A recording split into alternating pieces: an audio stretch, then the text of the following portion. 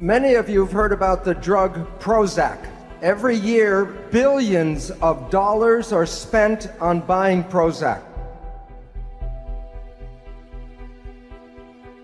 And here's a surprise, that the Prozac is no better than a sugar pill, so that it is a placebo drug.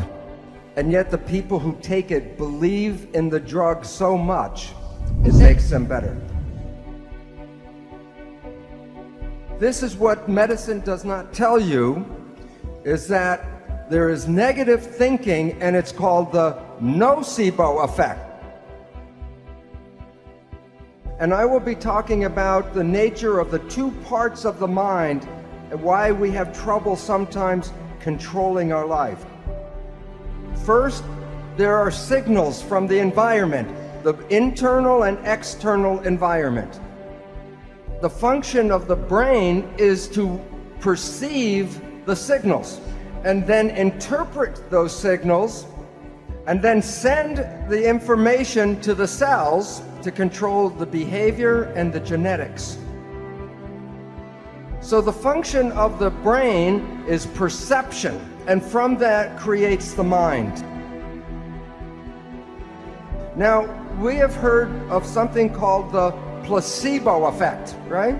The placebo effect is when you have a very positive thought that something can heal you, even if you don't know it, but it's a sugar pill, but you believe it's the real medicine, then you can heal yourself with that. So the pill didn't heal you, it was the thought that healed you. Statistics reveal that 1/3 of all medical healings, including surgery, are the result of the placebo effect. Now, the issue is that the placebo effect is when you have positive thinking. What about negative thinking? And this is what medicine does not tell you, is that there is negative thinking, and it's called the nocebo effect. And in the same power that positive thinking can heal you, negative thinking can kill you. They're both the same effect. One is more positive, one is more negative, but the effects are exactly the same on your health. One will heal you, and the other can make you sick. The point is that negative thinking can create all the effects of chemotherapy. Now think about this. If a doctor tells you you have a disease, or the doctor tells you you're going to die, and you believe the doctor because he's the professional, the belief will give you a disease and can cause you to die. So belief becomes an important part of medicine. Many of you have heard about the drug Prozac. Every year, billions of dollars are spent on buying Prozac. And here's a surprise, that the Prozac is no better than a sugar pill, so that it is a placebo drug. And yet the people who take it believe in the drug so much, it makes them better. So if you believe that something is good for you, it will be good, and if you believe that it's harmful for you, it will be bad. So if we were growing up and programmed with stronger beliefs, we would be more powerful than we are now. Where do our perceptions come from? Number one, genetics. We get instincts we are born with. You do not have to teach a child how to pull its hand out of a fire. When a baby is born, every baby can swim. From the moment it's born, it can be born underwater and swim like a dolphin. And this brings up a question which I'll answer in a little bit. If we were all born with the instinct and the ability to swim, then why do we have to teach children how to swim? And it's related to the second source of perception. And that is the subconscious mind, where our learned habits and learned experiences are recorded. When a baby is very young, the parents are afraid that the baby will drown. So every time the baby goes near the water, the parents, the baby's by the water. By the sink, by the toilet, by the brook, wherever the water is, the baby hears the parents get very excited. So the baby learns that water is dangerous. And it has a fear of water because the parents express the fear, so the baby is afraid of water. So the learned behavior can override the instincts. The third source of perceptions is the conscious mind, which is different than subconscious mind. The subconscious mind is learned habits. The conscious mind is creative programming. When you are conscious, you can rewrite the instincts, and when you become conscious, you can rewrite the experiences of your life. So that it is important to recognize that what we are not using enough of in our world today is consciousness. And I will describe in a little while how most of our lives, at 95% or more of our life, is controlled by the habits of the subconscious mind. Brain research, we study the what's called the EEG, which is the vibration activity of the brain. As adults, we have very high and low ranges of activities going on all the time. But in our development, we jump from lower to the higher, to the higher, to the higher vibrations over time. For the first 2 years, from before birth to the first 2 years, we are in the lowest frequency. For an adult, delta is like sleeping or unconscious. From 2 until 6, there's higher activity called theta. When we're in theta, it's like imagination. That's why children between 2 and 6 mix the real world and the imaginary world in their play. When the child gets to 6, then another level starts called alpha, which is calm consciousness. When the child reaches 12, it can express all the ranges from delta, theta, alpha, and this is like schoolroom consciousness, beta.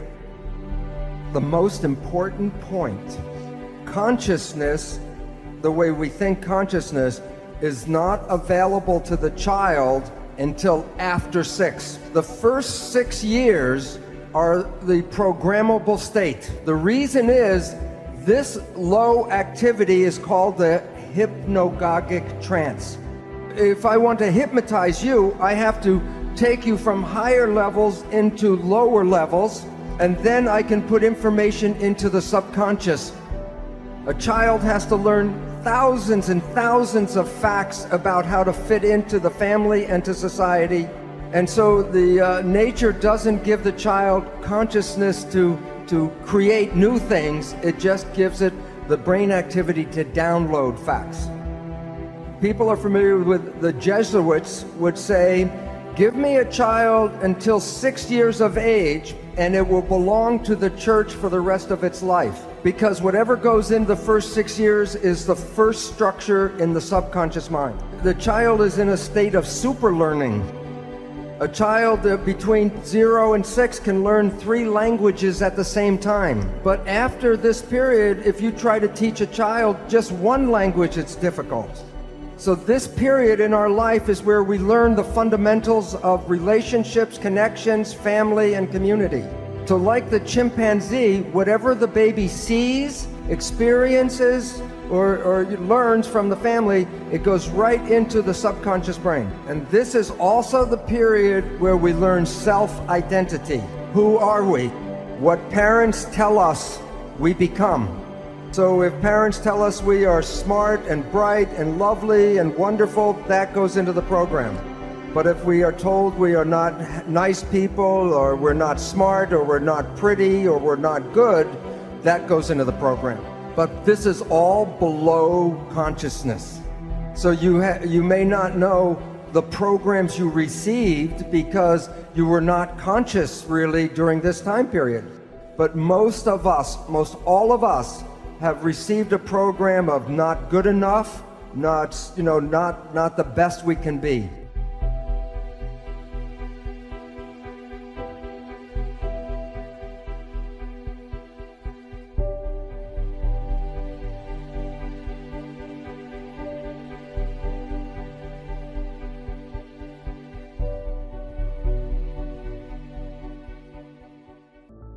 Our identity is not inside our body. Our identity is picked up by protein antennas on the surface of our cells. The body is like a television set, and there's a broadcast coming in. And the relevance about that is sometimes the television breaks, you say the television's dead. And I say, yeah, but is the broadcast still there? There's a number of studies of people who have heart transplants. And when they receive a transplant for somebody else, they start to pick up characteristics of the person who donated the heart. Now, some people say that's cellular memory. As a cellular biologist, I think you're giving great credit of memory to a cell. A cell is lucky to remember if it's a liver cell or a skin cell, not if it likes chicken McNuggets and beer. But the story I just want to emphasize is this: a young girl received a heart from another young girl. And once the heart was implanted, just shortly after, she had very vivid nightmares of being murdered. And they repeated themselves every night. And so finally, the doctor said, well, where did this heart come from? And it was from another girl who was murdered. And the relevance about that was the nightmares were so vivid that when the police questioned her about what she had seen, they were able to catch the killer. The point was, the heart cells are still having the self antennas of the person who has died. And so as long as the heart was still present, it was downloading the identity into that heart.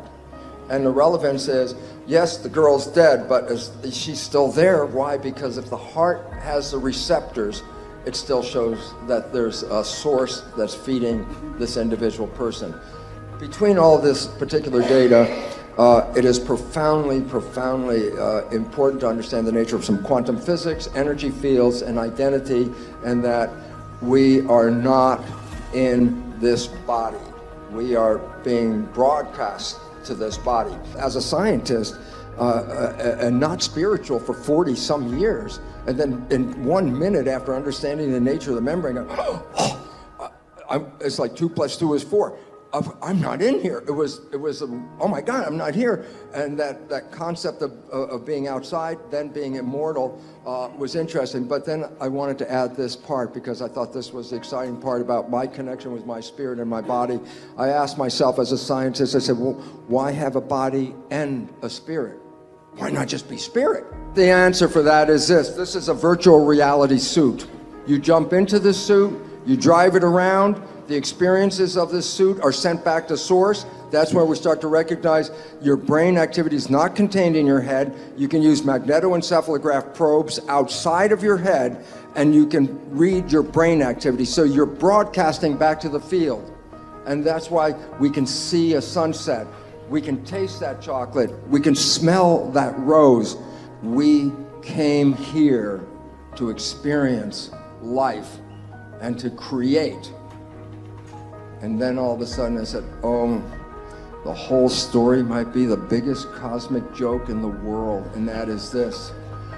We have been told that when we die, if we did a good job on planet Earth, we can go to heaven. I would like to suggest something. You were born into heaven. This is where you came to create. This is where you came to experience. If you don't like the creation, the significance is we're not living our lives, we're living the lives of programs. And if you don't like the program, the new biology is the one that says you can rewrite it.